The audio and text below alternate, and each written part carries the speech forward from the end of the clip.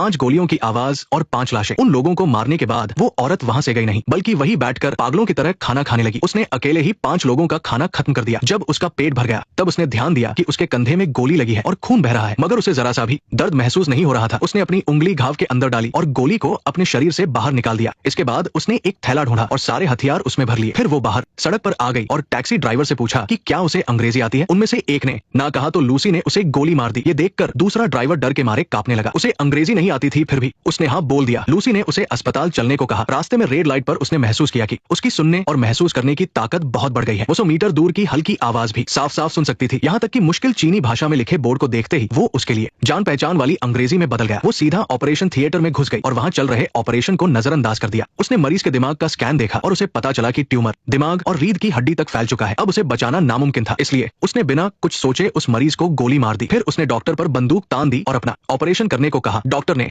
उसे बेहोश करने की बात कही, मगर लूसी ने मना कर दिया। फिर डॉक्टर ने उसके पेट की पट्टी काटी। वहाँ उसे एक सफेद थैली दिखाई दी, लेकिन ये जरूरी नहीं था। जरूरी बात ये थी कि लूसी जानती थी कि वो अब ज्यादा दिन जिंदा नहीं रहेगी। वो बस अपने परिवार से आखिरी बार बात करना चाहती थी और अपनी माँ की आवाज सुनना चाहती थी। जल्दी ही डॉक्टर ने उसके पेट से नीले रंग के पाउडर वाला पैकेट निकाला, लेकिन आधा पैकेट पहले ही उसके शरीर में घुल चुका था। जब डॉक्टर को उस ड्रग का नाम पता चला तो वो हैरान रह गया, क्योंकि ये केमिकल सिर्फ तब बनता है जब कोई महिला गर्भवती होती है। इसकी ताकत किसी परमाणु बम से कम नहीं होती। इसकी थोड़ी सी मात्रा ही इंसान के दिमाग को विकसित करती है, जिससे इंसान इस दुनिया पर राज करता है। लेकिन लूसी के शरीर ने तो उस पाउडर की बहुत बड़ी मात्रा सोख ली थी। वो अभी भी जिंदा कैसे थी, ये डॉक्टर के लिए हैरानी की बात थी, मगर लूसी जानती थी कि वो अब नहीं बचेगी। उसकी ये हालत सिर्फ एक गलत दोस्त की वजह से हुई थी। वो रिचर्ड नाम के एक आदमी से मिली थी। एक रात साथ बिताने के बाद रिचर्ड ने लूसी को एक बक्सा होटल के अंदर ले जाने को कहा। लूसी ने मना करना चाहा, लेकिन रिचर्ड ने जबरदस्ती उसके हाथ में बक्से की हथकड़ी लगा दी। उसने कहा कि जब तक वो बक्सा सही आदमी को नहीं देगी तब तक ये नहीं खुलेगा। मजबूर होकर लूसी होटल के अंदर चली गई, लेकिन उसे अंदाजा नहीं था कि वहाँ कोरिया के खतरनाक गुंडे उसका इंतजार कर रहे हैं। उन्होंने देखते ही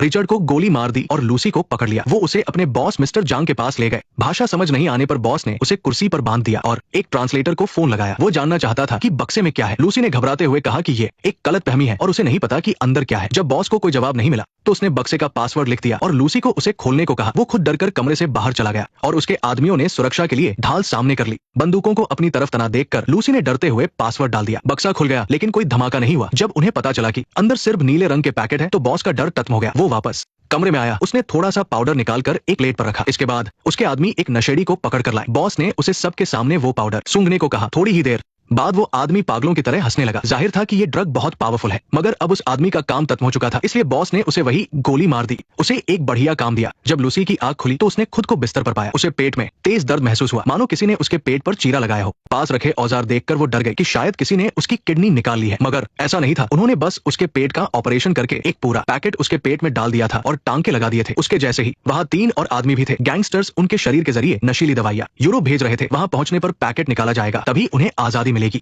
नानू की कोई गुंजाइश नहीं थी। लूसी को काला नकाब पहना दिया गया। वो लोग उसे जहाज से बाहर भेजने वाले थे, लेकिन एक गुंडे की नीयत खराब हो गई और वो बदतमीजी करने लगा। लूसी ने विरोध किया तो बदले में उसे बहुत पीटा गया, मगर इसी मार ने अनजाने में लूसी की सोई हुई ताकत जगा दी। जब वो लोग कमरे से गए तो वो दर्द से कराहने लगी। उसके पेट में मौजूद पैकेट फट चुका था। वो नीले रंग का पदार्थ बिजली की रफ्तार से उसके शरीर के हर सेल और नस में फैलने लगा। वो सीधा उसके अंगों पर असर कर रहा था। एक अजीब सी ऊर्जा उसके पूरे शरीर में दौड़ गई और तभी उसका अपने शरीर पर काबू नहीं रहा। गुरुत्वाकर्षण खत्म हो गया और वो छत पर रेंगने लगी। वो तड़पने लगी। जब शरीर ने सारी दवा सोख ली तो उसका दिमाग तेजी से विकसित होने लगा। देखते ही देखते लूसी पूरी तरह ठीक हो गई। अब उसकी इंद्रियां इंसानों से परे थी। बाहर से कदमों की आहट आते ही वो चुपचाप अपनी जगह पर बैठ गई, जैसे कोई शिकारी शिकार का इंतजार कर रहा हो। दरवाजा खुलते ही लूसी ने अपनी अदा दिखाई और एक रहस्यमयी मुस्कान दी। वो आदमी जाल में फंस गया। उसने हथियार नीचे रखा और मजे लेने आगे बढ़ा, लेकिन अगले ही पल लूसी ने उसे आसानी से हरा दिया। वो बंदूक लेकर बाहर आई और लगातार गोलियां बरसाने लगी। खाना खा रहे गुंडों को उसने ढेर कर दिया। उसका निशाना किसी माहिर शूटर जैसा था, जबकि उसने पहली बार बंदूक चलाई थी। इसके बाद वो अस्पताल पहुंची और डॉक्टर को धमकाकर बिना किसी बेहोशी की दवा के अपने पेट से बाकी बचा पैकेट बाहर निकलवाया। दिमाग तेज होने की वजह से उसे पैदा होने से लेकर अब तक की